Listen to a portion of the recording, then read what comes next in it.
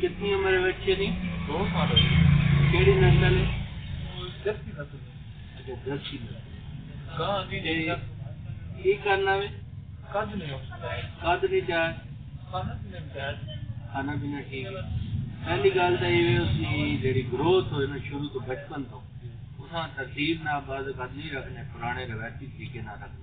पेट भी बड़ा होया पेट बड़ा होया वो पेट बड़ा होगा ना बचपन जेड़ा 6 महीने तो पहले सब्ज़ चारा जेड़ा पाने सब्ज़ चारा 6 महीने नहीं पीना। फिर उसमें एक पूरी टेक्निक है बच्चे पालने। एक दिन ना कहने के 6 महीने के बच्चे चेंज खुराक मतलब तरतीब ना पालना पैना। एक तो फर्क लग गया जाहिर है उसकी ग्रोथ वगैरह अच्छी नहीं हुई। दूसरे नंबर से मतलब ये कि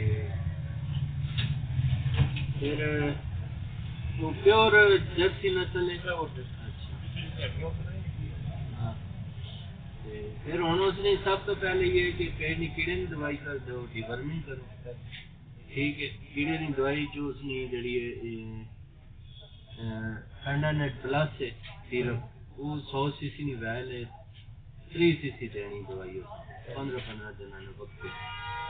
उस तो बाद असें कोल वीटा हाई पावर पाउडर है सामने बाल्टी लगी ते नाल एक हैवी वेट मिनरल है। ये दो चीज़ां ये शुरू करो तकरीबन आधी स्टाक डेली तकरीबन 25 ग्राम एक 25 ग्राम सुबह दो शाम लगातार दो। फिर वनडे से स्टार्ट करो। वंडा जड़ा मीट है ना गोश्त वाला वंडा वो दे सो ते इंशाल्लाह ठीक होगा। महीना डेढ़